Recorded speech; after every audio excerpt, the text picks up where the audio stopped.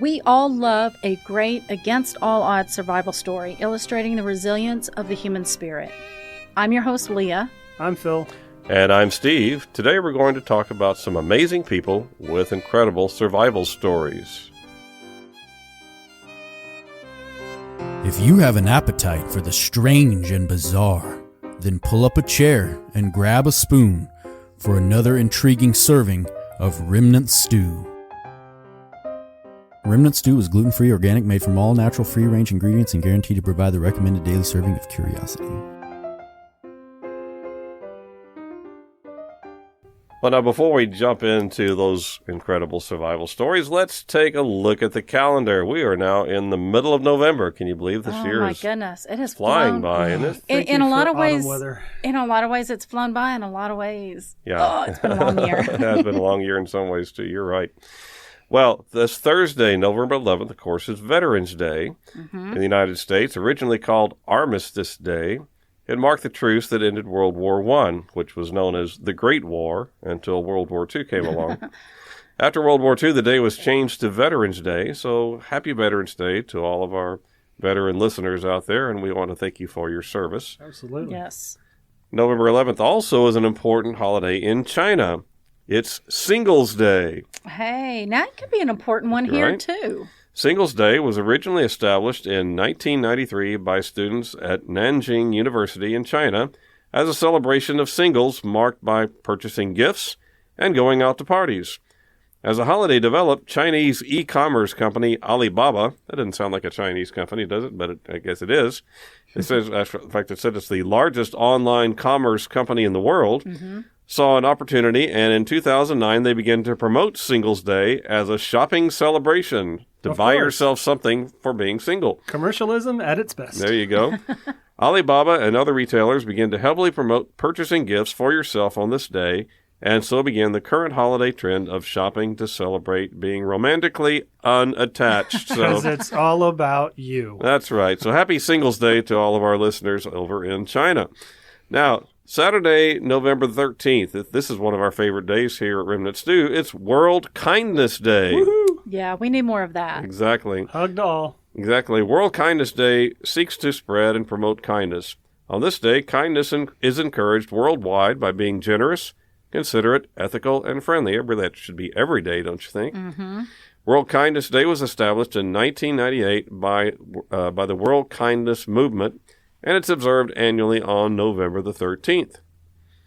Now, this next Friday, this is a really, really important day, even though it's got kind of a funny name. But next Friday, November the 19th, is World Toilet Day. Okay. Happy Throne Day to you. Well, this day aims to raise awareness about sanitation and hygiene issues around the world. Poor sanitation and hygiene refer to a lack of access to clean drinking water, toilets, and showers. Poor sanitation drastically increases the risk of disease and malnutrition, especially for women and children. Today, 2.6 billion people, about one-third of the population of the planet, do not have access to proper sanitation, and it's a problem that kills nearly 1 million young children every year.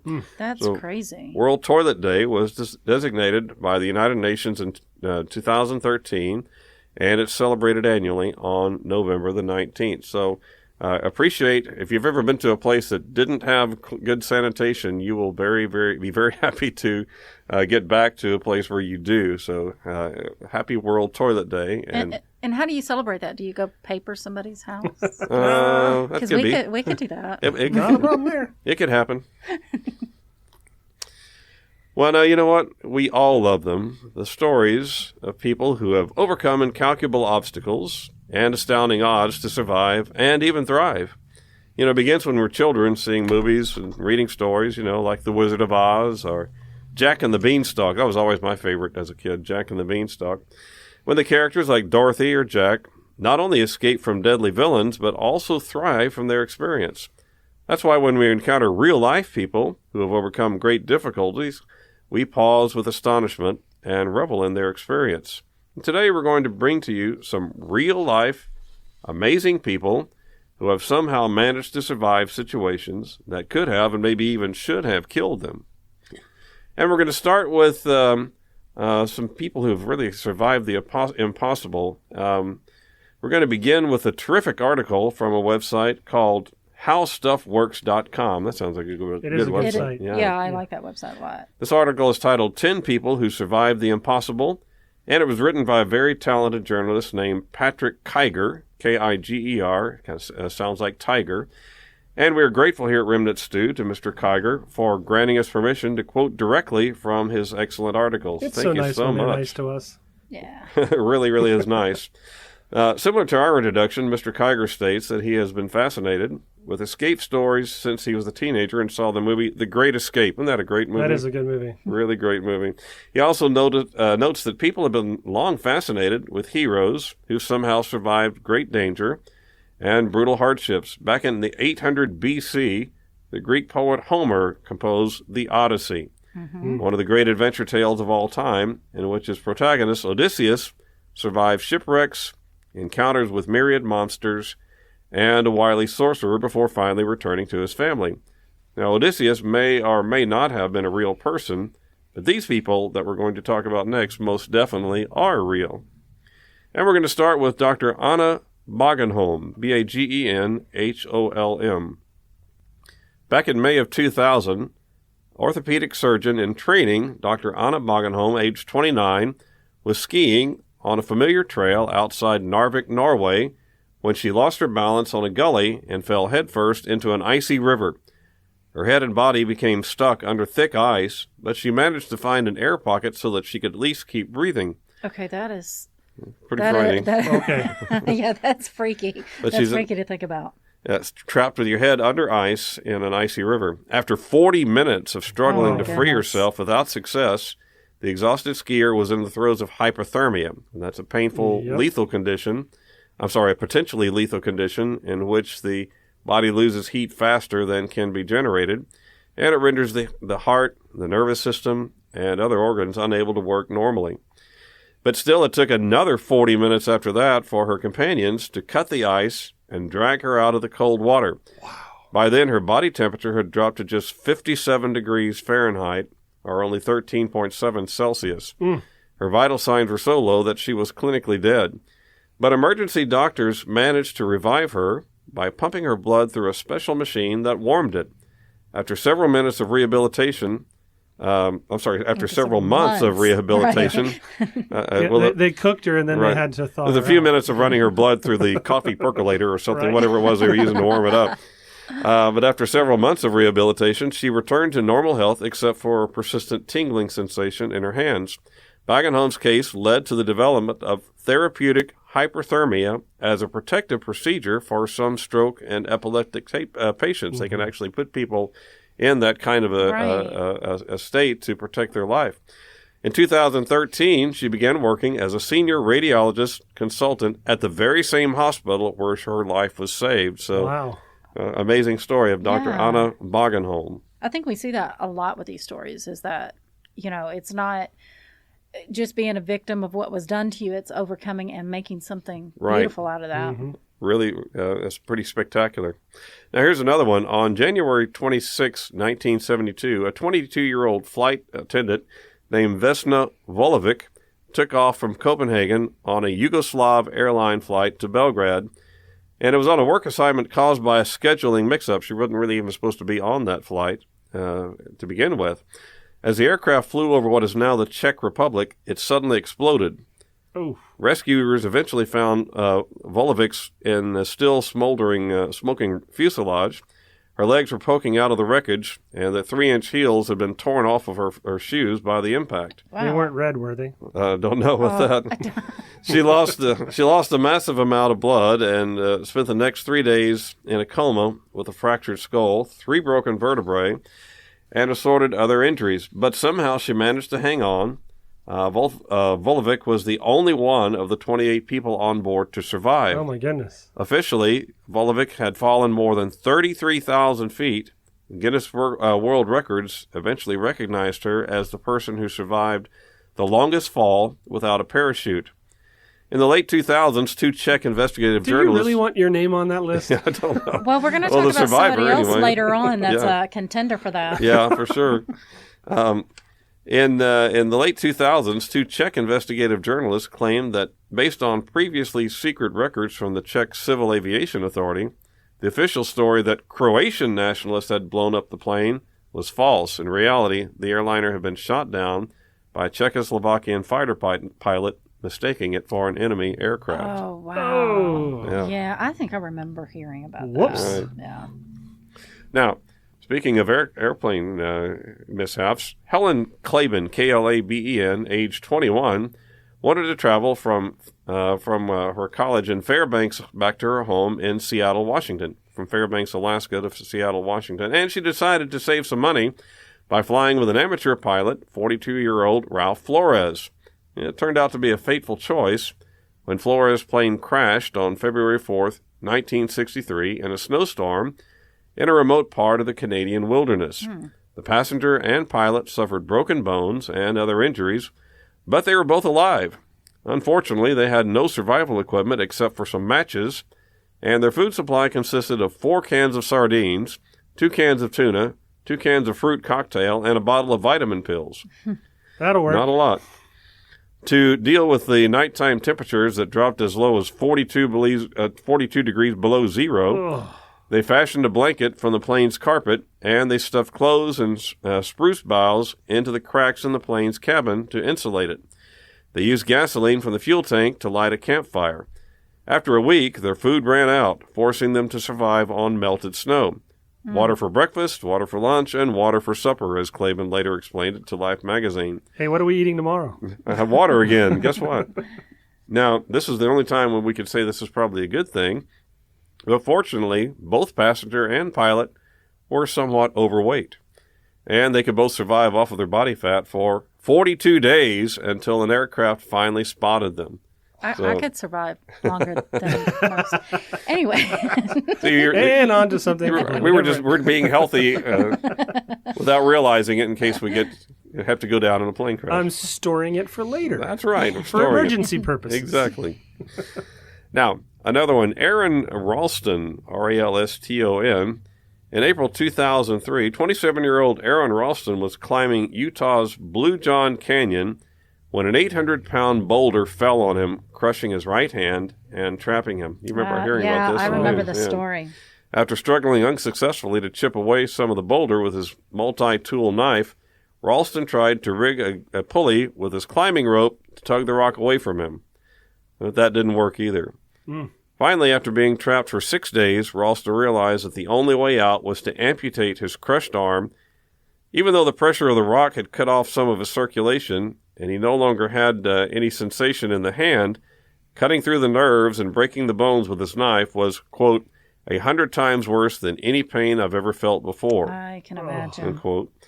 Amazingly, he later resumed climbing thanks to a special prosthetic hand with a built-in climbing pick. Ralston's story was recounted in his book Between a Rock and a Hard Place, and also he took the joke away. Also in the movie 127 Hours. So really fascinating story. Wow! If I remember this correctly, I think they went back and moved the boulder, and he got the hand. Picked up the hand. Yeah, I think I heard that. Please tell me he didn't mount it on his No, but I think he above kept his the bones. fireplace. Oh yeah. Yeah. Well, it's quite a reminder of how, he had what he had to do to survive. Think about cutting your own arm off with a pocket knife. Yeah, pretty much a pocket knife. Yeah, pretty much. Well, Mauro Prosperi is another person that you may not have heard of. And I haven't actually heard of this event before. But some people say there's an event called the Marathon des Sables, or Marathon of the Sand. It's a 6-day, or at least it's supposed to be a 6-day, 150-mile run through the Sahara Desert as one of the toughest athletic events on Earth. That's because not only do you have to run as fast as possible while enduring brutal heat and the glare of the sun, but there's always the danger of getting lost in one of the most inhospitable places on the planet. Yep, this sounds so much entertainment. Well, who would do that? Who would be that? Well, evidently Mauro Prosperi was the one who thought that was a good idea. In 1994, it's not like one of those snipe hunts, is it? The 39-year-old Italian pentathlete. So he's an athlete. A good runner. Yeah, a good runner. Yeah. He discovered just how dangerous this race is. After he was forced by an 8-hour sandstorm to take shelter for the night, He awakened the next morning to discover that he was lost in the desert, and he only had half a bottle of water left. Oh, wow. He resorted to drinking his own urine. 2 days later, he stumbled into an abandoned Muslim shrine where he noticed some bats huddled together. Prosperi grabbed a handful of them, cut off their heads with a knife, and then sucked out their insides to drink their blood and quench his thirst. That's metal. Yeah, for sure. All right. Eventually, he did his vampire act to 20 bats. When another 3 days passed with no sign of rescue, he slit his wrist and waited to die. But his blood had thickened due to dehydration, so it wouldn't drain out. So he took this as a sign that he should keep on living. He left the shrine, and he began walking back across the desert. 6 days later, Well, he made it. he discovered an oasis, and he got to goodness. drink some water at last. And the next morning, he saw some shepherds who summoned rescuers. So Oh, wow. turned into be Man. quite the ordeal for Mauro Prosperi. So, bottle of water, 20 bats, an oasis, and then he gets out. Yeah, 20 bats and Wow. oasis. That's what he had to do to survive. Ugh. Now, in November of 1942, this is during World War II, a British merchant ship, the Ben Lomond, left Cape Town, South Africa, on a voyage across the Atlantic to pick up cargo at Paramaribo in what was then called Dutch Guyana. Now it's the nation of Suriname on the north coast of South America. But when the ship was 750 miles off the South American coast, it was torpedoed by a German U-boat and it sank. The only survivor was a 24-year-old Chinese seaman named Poon Lim, Poonlim. He jumped overboard, struggled to the surface, and then he managed to find one of the ship's rafts. Even more miraculously, he located a tank of water and some cans of food in the floating wreckage. Oh, wow. Nice. He really lucked out. Right. He improvised a fishing tackle to catch more food. He drifted for 133 days Oh, no. until he was finally rescued by a Brazilian fisherman 10 miles off the coast. This is one of the longest survivals at sea. A local newspaper reported that Poon was badly sunburned Yeah. and had lost 30 pounds, but otherwise was in good health, except for an upset stomach that doctors believe was the result of eating raw fish. Poon immigrated to the United States after the end of World War II, and he worked with the United States Lines, was the shipping lines, as a chief steward, and he finally retired in 1983 and passed away then in 1991. His survival raft was reconstructed by the United States Navy and is used in survival training Oh, wow. Cool. to show people who happen to get lost at sea how you might manage to This is survive. how you do it. This is how you do Yeah. it, right?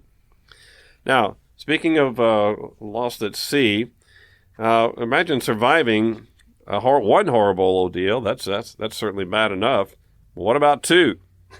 Yeah, that's what happened in May 27, 1943. Again during World War II, United States Army Air Corps B-24 was on a rescue mission in the Pacific, and it malfunctioned and crashed into the sea. 3 members of the crew took refuge in a raft. Tail gunner Sergeant Francis McNamara died after 33 days, but the other 2, Second Lieutenant Russell Phillips and Lieutenant Louis Zamperini, survived on fish and rainwater for 47 days. Zamperini was an excellent athlete and actually had been a distance runner in the 1936 Olympic Games in Berlin, and was quite an athlete at, I believe, at USC as well. Well, after 47 days, they were found. Yay. But wait a minute. They were found by the Japanese. Oh, no. That's where things got worse, particularly for Zamperini. The Olympian endured savage torture at the hands of a sadistic camp sergeant named Mutsuhiro, the bird Watanabe. Among his many abuses, Watanabe ordered other prisoners to line up and take turns punching Zamperini in the face for 2 hours. Watanabe also once forced him to hold a heavy beam overhead for 37 minutes before knocking him to the ground. Nevertheless, Zamperini survived the war and was liberated in 1945. A few years later, he had a religious conversion, and he actually tried to meet with Watanabe again in Japan to let him know that he had forgiven him, but the bird refused to meet him. Now, actually, I think it was more the bird was willing to meet him, but his family refused to let it happen because they were afraid. Because they really were unaware of their relatives' antics during the war, and so they thought it was going to bring more dishonor in the family to do that, so they didn't let it happen. Zamperini lived long enough to see his story become a best-selling book, Laura Hildenbrand's 2010's Unbroken, which was also made into a Hollywood movie release just before his death in 2014. A really good movie, and there was a second part of the movie that was also very good. Now, the other man, Phillips, also survived, but he didn't really talk much about his ordeal or what he endured, and he died in 1998. All right? Now, a young Polish cavalry officer named Sławomir, R-A-W-I-C-Z, I believe it's Rawitz, was called up to defend his country against the Nazi and Soviet invasion that started in World War II. He was captured by Soviet forces and sent to Moscow in 1939. There he was convicted on trumped-up charges of espionage and sentenced to 25 years of hard labor. He survived a brutal trip to Siberia, in which he had to ride in the back of an open cattle truck in sub-zero temperatures and then marched hundreds of miles in chains. It is a tundra. Right. That wasn't the truck. No, that was actually a truck, not a truck. In April 1941, in the midst of a blizzard, Rawitz and 6 other prisoners escaped with the help of the warden's sympathetic wife. They trekked 4,000 miles to the south, crossing the Gobi Desert and the Himalayas, and enduring harsh cold, blazing heat, thirst, and starvation. 3 of the 7 died along the way, and by the time that they had reached India, where they were rescued by a Gurkha patrol, Rawitz weighed just 70 pounds. Oh, my goodness. Though he never fully recovered from his ordeal, Rawitz lived to the age of 88, and his story eventually became a book called The Long Walk, and also a film, The Way Back. Wow. I'm getting mixed messages. Like, if you're going to be stranded or whatever and have to endure, do you need to be fat or do you need to be an athlete? Like, what's better? Maybe a little bit of both. Don't go fully lean. I mean, that's right. So be sumo wrestler kind of? Yeah, anyway. that might you might be go helpful. longer than 100 and something days. Now, here's one that was from more recent times. On the morning of September 11th, 2001, Janelle Guzman McMillan was at work in her office on the 64th floor of the World Trade Center's North Tower when the building was struck by American Airlines Flight 11. As Guzman McMillan later recalled in a newspaper interview, at first there wasn't any smoke or fire. The company she worked for told her to stay put and wait for help. But after an hour, she decided to head to the stairwell. When she descended to the 13th floor, Janelle bent over to take off her shoe, and then suddenly a wall collapsed on top of her. Her feet were pinned, with her head trapped between 2 pieces of concrete. The only thing that she could move was her left hand. She opened her eyes, but everything around her was black. Time seemed to stand still, and she remembers praying for a respite from the pain. After 27 hours, she heard a voice of a man named Paul telling her to remain calm, that rescuers were on the way. Guzman McMillan had been spotted by one of the 300 search and rescue dogs deployed after the disaster. She was the final person rescued from the wreckage. Wow. Afterwards, she tried to locate Paul, but no one knows who he was. There was a lot of survival stories on that day. Pretty and amazing. A lot of not survival stories on that day. So if you have a fear of flying, we apologize. It's not the fear of flying, it's the fear of falling. Right. Okay. It's the sudden stop. Right. That's a problem. So this next story is unfortunately about an airplane crash. On December 24th, Christmas Eve, 1971, Lanza Flight 508 was on its way from Lima to Pucallpa, Peru, when the plane entered into a thunderstorm and experienced severe turbulence. The plane was buffeted about quite a bit and then apparently was struck by lightning. The plane began to disintegrate in midair and plummet to the ground. The crash killed 91 people, all 6 of its crew, and 85 of its passengers. It's the deadliest lightning strike disaster in history. Wow. 1 passenger, however, survived. Wow. 17-year-old Julianne Kupka was strapped into her seat as she fell nearly 10,000 feet, that's almost 2 miles, into the Amazon rainforest. And despite a broken collarbone, a deep gash in her right arm, an eye injury, and a concussion, she was able to walk through the dense Amazon jungle for 10 days and found shelter in a hut. Wow.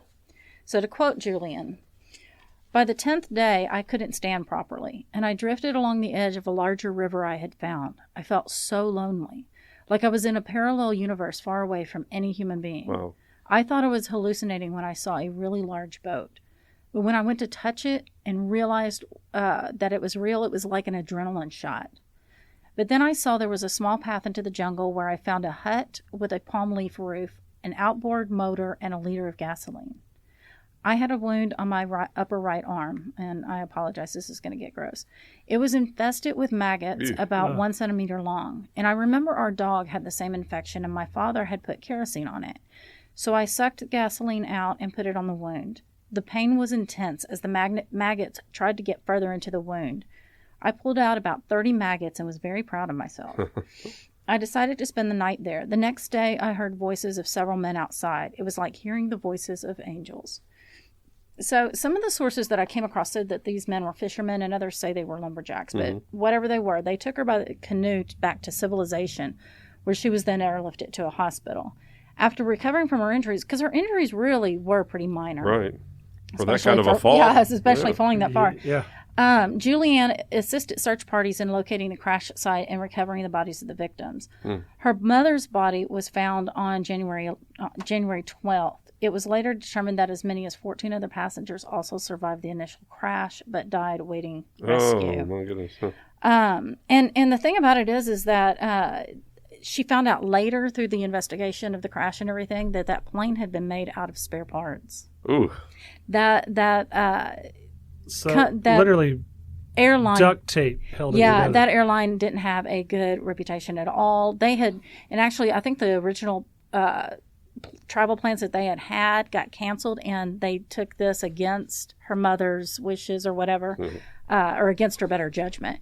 And but this airline shut down. Lanza, I'd never heard of it. I'd never heard of Lanza Airlines before. Yeah, so. that's right. It shut down very, very soon after that. I got my info from BBC.com and Wikipedia. Okay, the Dupereau family, 40-year-old Dr. Arthur Dupereau, his wife Jean, 38, and their 3 children, Brian, 14, Terry Jo, 11, and Renee, 7, took a much-anticipated vacation in November of 1961.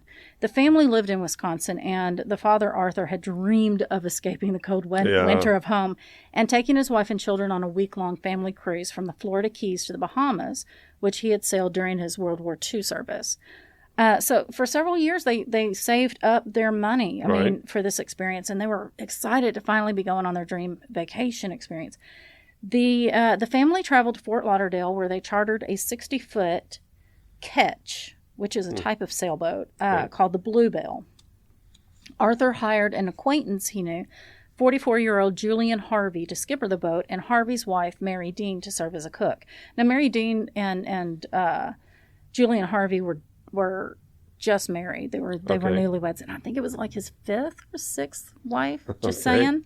That's a little bit important later. Takes a while to find the right one sometimes. Well, the vessel left port on November 8th, and it seems that the vacation started off really well, the boat making several stops at Bimini and Sandy Point, where the family snorkeled, shopped, picked up souvenirs. They seemed to be having the time of their lives. But then, a little after noon on Monday, November 13th, a crew member aboard the oil tanker Gulf Lion observed a man waving frantically from a dinghy, drifting in their direction and shouting, "Help, I have a dead baby on board." Pulling the man aboard, crew members observed the deceased body of a red-haired little girl wearing a life jacket inside the dinghy. The man identified himself as Julian Harvey, the skipper of a sailboat, the Bluebell.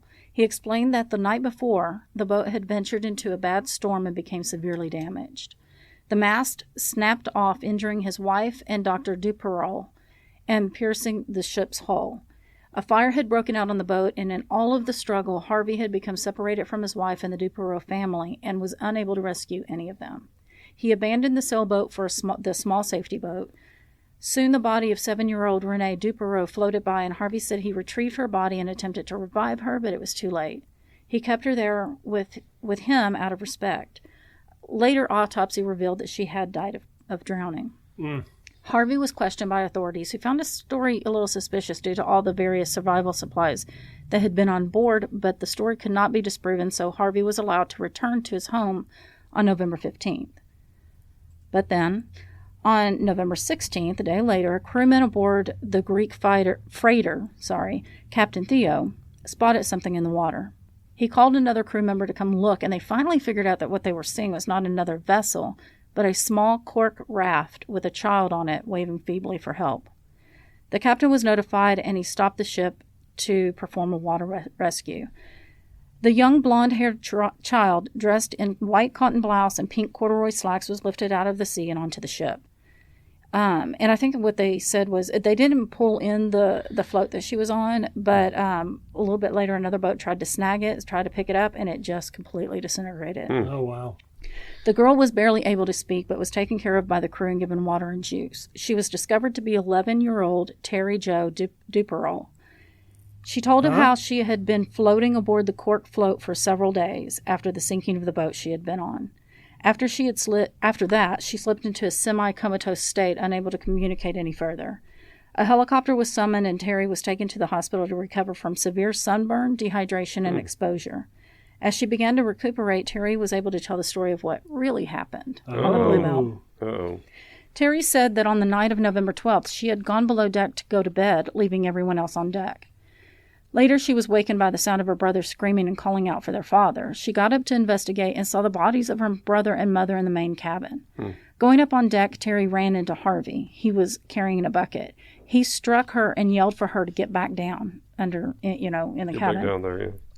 Terry went back to her cabin and was scared to find that now oil and water was rushing in to cover the floor. Harvey came into the cabin with what looked like a rifle in his hand. He just looked at her and then returned to the deck. She then heard him hammering on something.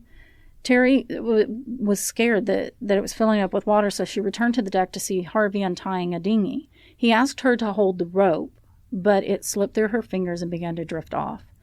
Harvey dove in after it and left Terry alone on the damaged and sinking sailboat. Panicked, Terry remembered the little cork float. She untied it just as the boat deck was sinking below the water. She threw the raft over the side and swam out to it, pushing it into open water before climbing on it. Terry then drifted on the tiny raft for 3.5 days without food, water, or shelter. Wow. She testified that the mast of the Bluebell had never been damaged in any way, and there was never a fire or even a storm. She stated that the sea had been calm the whole time. Authorities informed her that Harvey had been rescued alive 3 days before she had been found, and that her sister's body had been recovered at that time. The bodies of her parents, brother, and Harvey's wife had been lost at sea. Julian Harvey was still undergoing investigation, and on November 17th, while being questioned by the Coast Guard where he reiterated his story about the storm, he was then informed of Terry's rescue. He exclaimed, "Oh my God," and then went on to add, "Isn't that wonderful?" Shortly after that, he asked to be excused from further interrogation, claiming that he was tired, and he was allowed to leave at that time. Harvey then drove to a nearby motel where he committed suicide. Oh, goodness. He left a note, but it contained no explanation or apology. And I don't want to spend a whole lot of time discussing Harvey, but it was an investigation that concluded he had murdered the entire family, Right. including his wife, and had hoped to gain her life insurance money. The reason he spared Terry, they think, was just because he was forced to dive into the water to retrieve the lifeboat when she let go of the rope. Oh. So I got my information from Wikipedia and historyofyesterday.com. And do you know, okay, so in her recovery and everything, she never was really that scared of water. Like, she would go swimming and she would go boating and all of that kind of stuff, but it took her 50 years to talk about what happened. It was the murder of her parents Oh, man, Wow. that's and her amazing. family that stuck with her. Yeah. And that she survived that long on the little float. That's right. Wow. Safety first. Remember your floaties. And now for something completely off topic and off kilter. Brace yourself for the oddity du jour. Okay, so a little something lighthearted for our oddity. Yeah, we need something after that. So I love bananas. I think they're my favorite fruit. Well, I love them too. But I was surprised to find out some weird facts about them. Did you know that bananas are technically a berry? No, I didn't know that.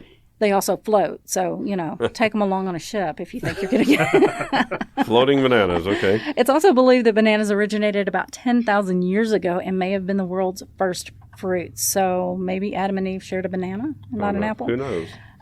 But the weirdest fact, I think, about bananas is that they are radioactive. Sweet. That's awesome. Known for being great sources of potassium. Right. Bananas contain the naturally occurring isotope potassium-40, which is radioactive. According to this really cool article by Lewis. So if you eat enough, you'll glow yellow? All right. Well, let's listen. According to an article by Louis Villazon for ScienceFocus.com, a truckload of bananas is radioactive enough to trigger a false alarm on a radiation detector looking for smuggled nuclear weapons. Oh, wow. So if you want to smuggle stuff out of Russia, take some bananas. Like a banana truck. Okay, don't listen. Oh, wait, sorry. Yeah. I'm really trying not to make the joke about, is that a nuclear weapon in your pocket or just a banana? Oh my gosh, that's worse than Phil's. Okay, so. But I didn't say that. Here we go again. All right, moving along. Eating 50 bananas would give you about the same amount of radiation that you would get from a dental x-ray. Consuming 800 of the yellow fruits would be the equivalent of the radiation you'd get from a transatlantic flight. But you would have to eat... you get radiation from a transatlantic flight? You get radiation every time you go into an airplane. Yeah. Didn't you know that? I did not know that, no. Yes. You get... obviously it's not lethal or anything like that, but yeah, you get much higher levels of radiation in an airplane up in the sky than you do. The higher you go. Uh-huh. Yeah. Absolutely. You're irradiated. So you learn something new. There you go. Twice. Yeah. We're always learning stuff over here. But, okay, so you would have to eat about 20 million bananas, though, to get a lethal dose of radiation. Probably something else would kill you by that time. I just want to glow. That's what I'm saying. So over an 80-year lifespan, that's about 700. It's not quite, but it's almost 700 bananas a day. No. You're probably going to die of something else than the radiation. So, and another reason not to worry about banana radiation is that you are already radioactive. A typical adult contains about 140 grams of potassium, of which about 16 milligrams of potassium is potassium-40, making you 280 times more radioactive than a banana. Well, I've been called worse. And one last curious note about bananas is that if you have an allergy to latex, you might want to stay away from bananas.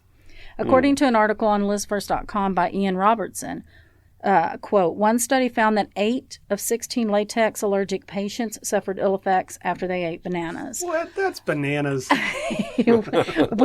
When participants in the same research study were tested with banana skin pricks, which is how they do that allergy testing, 5 out of 14, or 36%, experienced a negative reaction.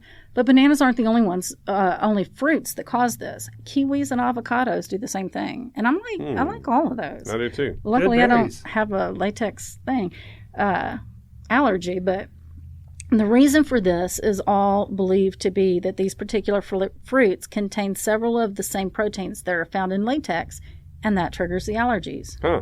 So I got all of this fun banana info from ScienceFocus.com and Listverse.com. That's some great information about bananas. I go do peel love one back. And now for something really smashing. All right, well, now back to our topic at hand. Ran across another article from a website called statnews.com titled 5 Bizarre Accidents That People Survived Against All Odds. Well, let's start with, we're going back to the 1840s for this one. A railroad worker named Phineas Gage was using a 3.5-foot, 13-pound tamping iron to stuff some explosives into a hole. This is always going to end well. What could go wrong? As the 25-year-old turned to greet co-workers, an explosion in the hole shot the heavy iron rod straight through Gage's jaw, brain, and skull. I mean, went completely through and out. And that's, a 3.5-foot pole all the way through his head. He regained consciousness within minutes and was immediately transported back to his boarding house while seated in a horse cart. Though he had severe facial injuries and a noted personality change, probably not for the better, Gage did manage to live for another 12 years, and his case is still being studied today. In fact, the New England Journal of Medicine recently produced a 3-dimensional computer reconstruction of Gage's incident based on a study of the skull. Yeah. Wow. So, okay. I didn't know that you were going to do Phineas Gage, which that's an amazing name, by the way. Right. Phineas Gage. Yeah. I happen to know a lot about him because I've read so much over the years. The initial accident, like you said, knocked him out for only a few minutes. When he regained consciousness, he was absolutely fully alert and talkative.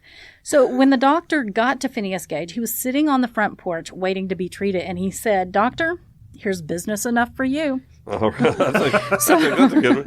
It's really amazing because, I mean, one of the things I read said that there were pieces of his brain on the rod when it came out. Yes. And it flew way up in the air, came back down, and luckily didn't hit anybody else. Hey, Doc, I think this hole's the problem. Yeah, there's your problem. I need this like a hole in the head. After having his wounds treated as well as possible for the time, Phineas did slip into a coma a few days later, but the attending doctor realized, get this, he had fungus growing on his brain. Yeah, of course. Because it's open. It's an open hole. Now, and he had it dressed and everything, but apparently it wasn't cleaned out enough, and there was fungus. So the doctor did what he had to do. He cleaned it out. Oh, cleaned out your brain. Yeah, he cut the fungus off as well as a protruding part of the brain. Anyway, and all the while, Gage's family was preparing for his eventual funeral. They bought the casket, they were making the arrangements. But Phineas came out of the coma, and he did have a long and difficult recovery, but he went on, again, like you said, to live several more years. Wow. And funny side note, Phineas was considered to be a very handsome kind of dude. Right. And even after his accident, even with all the scarring and his ruined eyes, women still considered him to be very handsome. I need to put a picture up because you can tell, he's very, he's a very handsome guy. But it did change his personality, and not for the better. Oh. And that's why it's studied. Beforehand, he was very gregarious. He was very outgoing, friendly. He was kind of the life of the party. And then afterwards, he was just absolutely surly, and he had a hard time maintaining jobs because of it. It was the frontal lobe injury that was the likely cause of Gage's personality change. And it pioneered the idea that frontal lobe damage can be the reason for some really abhorrent criminal behavior. Not that Phineas ever became a criminal, because he didn't. No. But people that just do some of the most horrible crimes sometimes are found to have that frontal lobe damage. And so it's a study. It's still an ongoing study because of it. There was an old country song that I'd rather have a bottle in front of me than a frontal lobotomy. But anyway, that's just came to mind. Right there. What is this? He's got the jokes today, Phil. This is He awesome. is totally outdoing you. One more note about Phineas Gage It's before we subtle. move on. I put the small one in, and then he just goes the one up. He This is does. great. He is killing it. But the reason that we have this skull today is because when Gage died, the doctor that treated his injuries, J.M. Harlow, asked the family for his head, Right. and they gave it to him, Right. along with the tamping With rod. the rod, yeah. Because Gage had kept the tamping rod. All those years. Yeah, they had given it to him, and he kept it along with it. And so the family was very appreciative to the doctor. And so they gave him his Wow. head for a study, and that's why science still studies his skull. So they and gave him the pike his head was on. yeah, Well, let's put that there. There's an illustration from the New England Journal of Medicine that we should put that on our Yeah. Facebook. we'll put that page. on there, and we'll also put a picture of Phineas. Yeah. Yeah, you would think that it wouldn't. It would kind of hurt you with the ladies, but evidently they still liked him. They still thought he was very handsome. Right. Well, now moving on, there was a gentleman named Matt Lowe, 25-year-old. He was working as a welder at Compass Engineering near his home in Barnsley in the United Kingdom. When his overalls caught in machinery that was designed to separate metal parts, this does not sound like it's going to go well. Lowe said, "I knew what was going to happen, so I just relaxed and hoped for the best." That's one No reason to philosophy. fight it. Don't fight it. Just hang on. It crushed my body, ripped my clothes to shreds, and literally spat me out the other end. But I was still alive. His body was forced through an opening only 6 inches wide. Wow. The machine spat him out, screaming from the other end with a broken back, pelvis, hips, and ribs, and a ruptured stomach and bowel. Oh, wow. 6 operations and many metal pins later, the 25-year-old Lowe was back at work at the factory, hoping to get off the factory floor by training as a supervisor. This factory floor is a little dangerous. The company is being investigated for safety violations. Now, I've never found the actual date that this happened, but there was another one describing it that was dated 2011, so I think it's a fairly recent event then. Then there was an experienced skydiver named Michael Holmes. Not only was he an experienced skydiver, but he was also a skydiving instructor from New Zealand. After leaping from a plane in 2009, Michael ended up with both his main parachute and the backup chute disabled. Oh. The main chute only deployed about 20%, and the backup chute tangled in the main chute. Oh, wow. So he's falling at a reported rate of around 70 miles per hour. He should have died from internal injuries. Instead, the lucky leaper landed in a thicket of blackberry bushes, sustaining only a broken ankle and a collapsed lung. Oh, wow. Now, there's a remarkable video of his. He actually had a camera on his helmet, showing him in the process, and you can see the video on YouTube. It's just called "Parachuter Survives His 15,000-Foot Drop." I'm not going to be looking that up. It's actually pretty remarkable. I watched it. And now this is really an amazing story from Camposanto, CAMPOSANTO.com. We learned of the unusual case of Roy Sullivan. 30-year-old Roy Sullivan was a park ranger at the Shenandoah National Park in Virginia in 1942. He was stationed as a fire lookout at the Miller's Head Lookout Tower in April of that year when lightning from a thunderstorm set the tower on fire. So smartly, Sullivan decided he would better get off that tower. But then while he was running outside, another lightning bolt quickly found and struck him, burning him through his leg and escaping out a hole in his shoe. Oh, wow. Now, I like this quote. this quote from Roy Sullivan. Quote, "Ever been shocked real bad? It's worse than that. Ever been scalded? It's much worse. It's like being cooked inside your skin." Well, Sullivan recovered from this lightning strike, and he returned to work at Shenandoah. For the next several years, not much is publicly known about his life. Yep, they just kept calling him Sparky. Right? But then one day, in 1969, okay, this is 27 years after the first time. Here we go again. Does Sullivan he have another hole in his shoe? Was driving a Park Service pickup truck along a ridge line. Suddenly, lightning deflected off some trees and into the open window of his truck, knocking him out. Someone's got to call it. He's a magnetic personality. Well, and then, there. I never quite could verify this, but the rumor was the truck kept going toward this edge of this ridge, and then he finally regained conscious just in time to stop it. Oh, wow. That sounds like a cartoon. You sure his name's Roy, not Rod? Rod. Again, he recovered, and he returned to work. A year later, he was new occupation, I'm saying. This isn't funny. A year later, he was standing in his front yard when he was struck for the third time. Just standing out there. Sorry, Roy. I'm sorry, Roy. But I'm going to get you again. Here's another quote from Roy. Quote, "I have tried to lead a good life." He said to the press in 1972, "I've never been a fearful man, but I have to tell you the truth. When I hear thunder now, I feel a little shaky." It's only now? Later that year, he was struck the fourth time while on duty at Shenandoah. The lightning set his hair on fire, which he extinguished with a damp towel from his ranger's cabin. Oh, wow. Here's another quote. "Just before it strikes," he says, "I smell a certain smell like sulfur, and my hair bristles all over. That's the signal. In about 2 seconds, no more than 3, it hits. Too late to hide." No. Now, not like it would help you. Right. Now, Sullivan has come to expect it and to fear it, though he was no closer to understanding the reason for it. "I don't believe God is after me," he theorized. "If he was, the first one would have been enough. Best I can figure is that I have some chemical, some mineral in my body that draws lightning. I just wish I knew." Then in August 1973, Roy saw a storm coming, so he's smart enough now. He gets in his car and he speeds away. Thinking that he had outrun it, he got out of the car to watch the storm and was struck through one more time by lightning. This was number 5. Oh, my God. I'm going to go that way, but I'm going to stop and look back. And look at it, yeah, because it's cool. Yeah, that's not a lot. Then the next year, in 1976, Sullivan was surveying a campground. He felt that a cloud was following him. He tried to run, Cloud.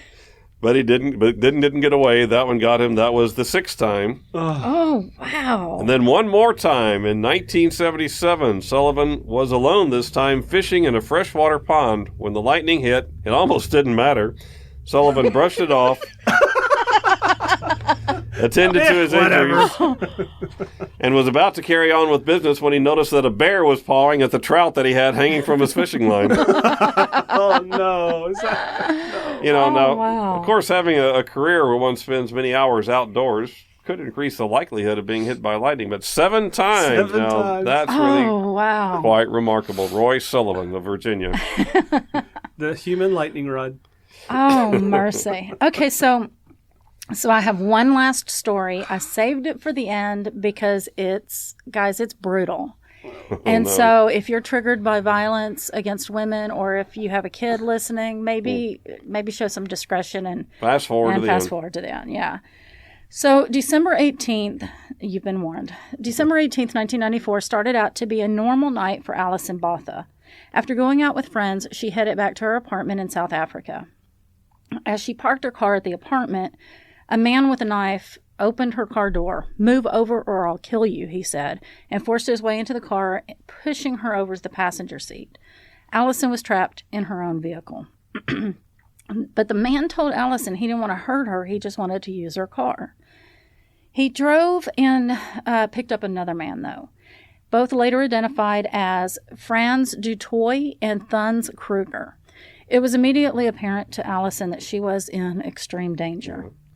The men drove Alison to a secluded area just outside the city, and they told her that they were going to have sex with her and asked if she was going to fight them. Terrified, Alison told them that she wouldn't. So Dutoy and Kruger both had a long history of violence toward women, and this was the beginning of a horrible night for Alison. Both men raped Alison and then tried to kill her by suffocating her. She held on, though. Frustrated, the men stabbed Alison over 30 times in the stomach. When she still didn't die, they slit her throat 16 times. Wow. What? Yeah. Then stepping back and looking at what they had done, the men were satisfied that no one could have survived that. And that's when they finally left. But Alison was not dead. Knowing she would probably not survive for long, though, she wanted to leave a clue about who did this to her. And so she wrote the names of the men in the dirt beside her. Underneath that, she wrote, "I love Mom." But she kept seeing headlights through the bushes that were surrounding her, and so she realized she might have a chance if she could manage to get to the road. As she sat up, Alison's injuries became all too real as her head started to fall backward. She was almost completely decapitated. Oh, my goodness. Wow. Yeah, and she was also disemboweled. So using one hand to hold in her organs and the other hand on the back of her head to keep it upright, all while fighting to stay conscious, Alison struggled forward and collapsed on the roadway. Thankfully, it didn't take long for a car to pull up and stop. Veterinary student Tian Eilert got out to help. "God put me on that road that night for a reason," Eilert later said. He used his veterinary training to stabilize Alison. I think he tucked organs back into her body, including her thyroid, and then called emergency services. Even though she was on the brink of death, Alison was able to communicate what had happened and who had done this to her. Both men were quickly apprehended, then charged, convicted, and sentenced. And I don't want to give them any more, any more thing. So physical recovery was slow going, but of course the emotional and mental damage was even more so. Alison decided that she needed to face what had happened to her head on. So she became a motivational speaker, one of the first women in South Africa to openly talk about rape. She helped survivors of rape to come forward and tell their stories as well. My goodness. Alison has won awards for her speaking. She's written 2 books, and there's been a movie made about her ordeal. Her greatest gift, however, she says, has been the birth of her 2 sons. During the attack, Dutoy specifically had targeted her abdominal area in a savage attempt to destroy her reproductive organs that came out in the trial. Alison Botha's story illustrates the depth of human depravity, but it also highlights the strength of the human spirit. Wow. Alison says, and I quote, "Problems and hardships and traumas are dished out to all of us, and sometimes they can be divided very unfairly. Remind yourself that you do not have to take responsibility for what others do. Right. Life is not a collection of what happens to you, but of how you've responded to what has happened to you. Wow, what a story. That is Yeah. amazing. Man, it's amazing. I got my information from a great article by Danielle Tinning at allthat'sinteresting.com. Wow, that's a really terrific article. I've never heard that story before. It's amazing, though. Yeah. And now it's time, boys and girls, for the Trivia Challenge.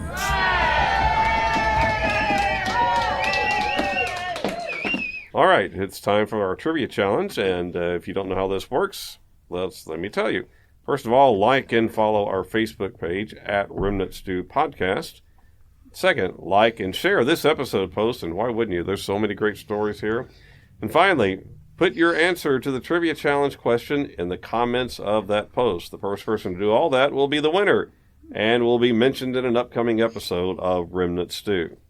Come on, you want the fame. You know it. And Everlasting we fame. might send you some really cool socks. That's true. That's true, too. So we told you the story of Phineas Gage. Now we are looking for the name of a man who, like Gage, suffered a somewhat similar on-the-job accident that forced something straight through his head. It was by all accounts expected to be fatal, but just like Gage, this man also survived. Who was he, and what happened to him? Oh, that's Dun, a good dun, question. dun.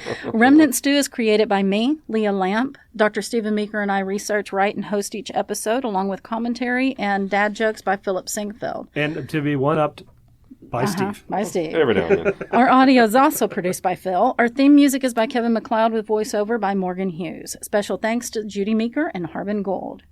You can connect with us through our Facebook and Instagram, and if you have an idea you'd like to hear us cover in a future episode, email us at staycurious@remnantstew.com. Now, before you go, please hit the follow button so you won't miss an episode. Head over to iTunes and leave us a review. We love reading those reviews. It means the world to us. Share Remnant Stew with your friends, your family, and that weird survivalist guy down the street. You know who we're talking about. Exactly.